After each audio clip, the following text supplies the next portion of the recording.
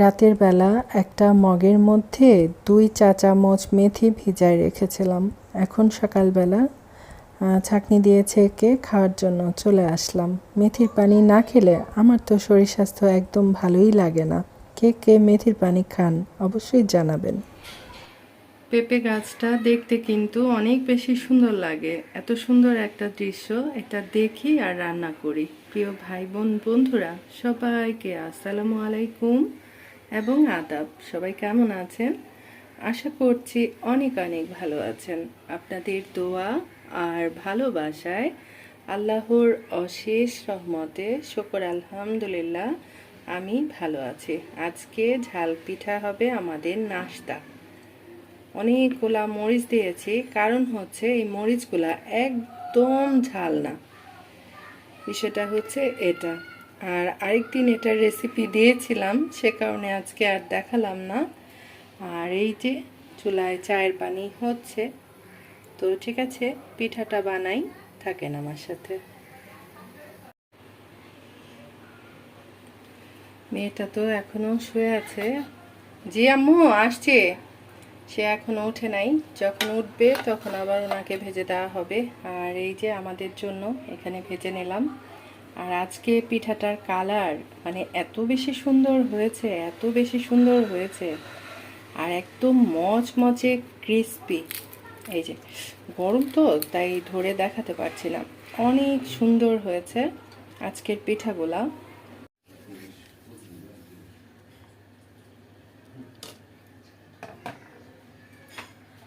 মনে হবে অনেকগুলা কাঁচামরিচ দিলাম, তাই না? কিন্তু এই মরিচগুলা একদম ঝাল না। আজকে চচ্চড়া ডাল রান্না করব। অনেক দিন থেকে চচ্চড়া ডাল খেতে ইচ্ছা করে, কিন্তু ডাল শুধু মানে ঘন ডাল হয়ে যায়। পরিমাণ মতো লবণ, তারপর টেস্ট করে দেখব, যদি লাগে আবার দিব। আপনাদের ভাইয়া বলছে ডাল দেখানোর কোনো কিছু আছে? আসলে আমি যখন যা রান্না করি সেটাই তো দেখাই। সে আমার ভিডিও দেখে আর বলবে এগুলা দেখানোর কিছু আছে। আসলে এগুলা দেখানোর কিছু নাই, কিন্তু এগুলাই তো দেখাই আমরা সবাই, তাই না? আর একটু আদা রসুন বাটা, তারপর হচ্ছে পরিমাণ মতো তেল।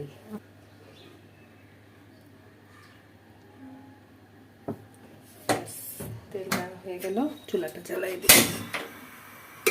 এখন খুব ভালো করে কষাই নেব, তারপর একদম অল্প করে আজকে পানি দিব।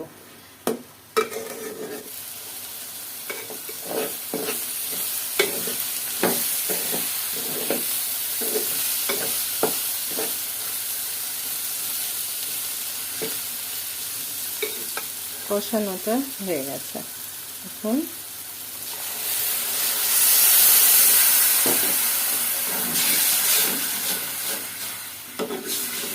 অল্প করে একটু পানি দিব, খুব বেশি পানি দিব না। পানি দিলে আবার নরম হয়ে যাবে আর চচ্চড়া ডাল খাওয়া হবে না। আর একটু লাগবে, বাস হয়ে গেছে।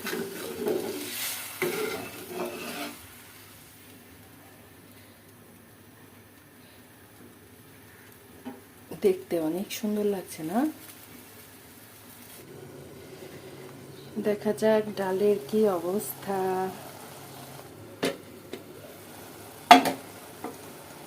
ওয়াও, আজকে ডাল চচ্চড়া একদম পারফেক্ট হয়েছে। দেখেন ডালগুলা একদম আস্তে আস্তে আছে, কিন্তু একদম সিদ্ধ হয়ে গেছে।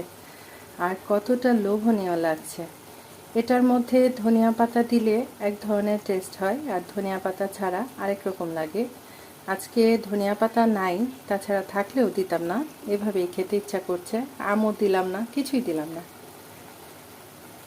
আর এই ডালটা দিয়ে রুটি, পরোটা এগুলা খেতেও কিন্তু অনেক বেশি বেশি মজা। তো আমার আজকের ডালের রেসিপি আপনাদের কার কাছে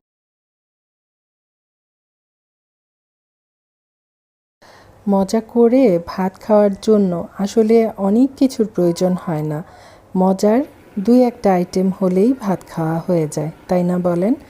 আর পাশের ফ্ল্যাটের ভাবি সে আবার মোটা চাল দিয়ে সবজি খিচুড়ি রান্না করেছে, সেটা আবার আমার মেয়ের জন্য নিয়ে আসছে, আর চিকেন নিয়ে আসছে।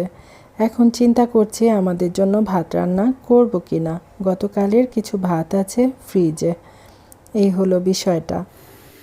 আজকে লেবু কাটার রেসিপি দিচ্ছি। অনেকে কিন্তু সুন্দর করে লেবু কাটতে পারে না, যারা নতুন রাঁধুনি তাদের জন্য।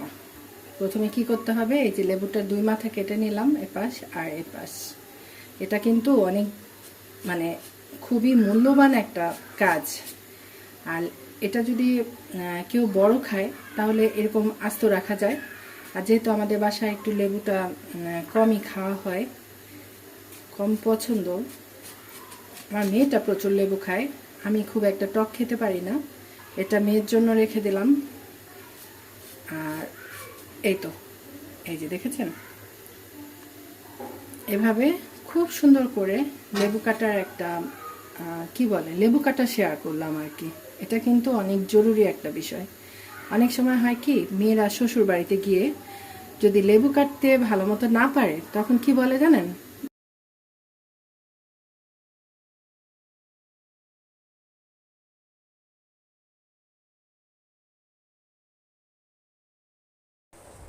কয়েকদিন থেকে মেয়েটা বলছে, আম্মু আমাকে একটা ছোট্ট করে পুডিং বানাই দিও তো, ঠান্ডা ঠান্ডা পুডিং খেতে ইচ্ছা করে, কারণ অনেক বেশি বেশি গরম পড়ে গেছে।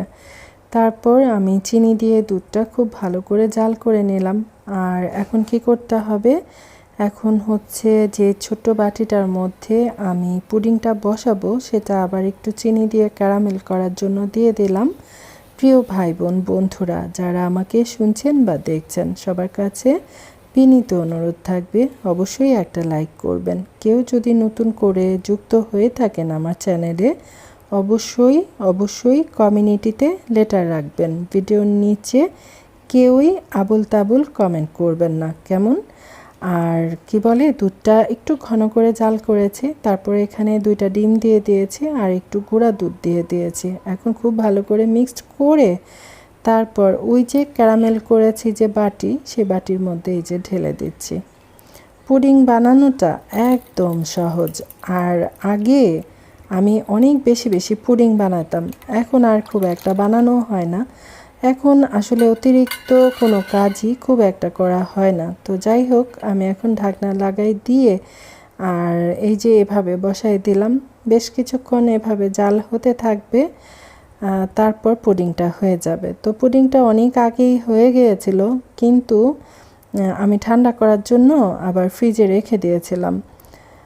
আর এই যে দেখেন, দেখতে কতটা লোভনীয় হয়েছে। আমার আজকের ব্লগ ভিডিও আপনাদের কার কাছে কেমন লাগলো অবশ্যই জানাবেন।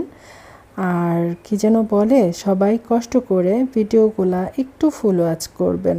আমি কিন্তু সব সময় সবাইকে ফুল ওয়াচ করে সবার ভিডিও দেখি।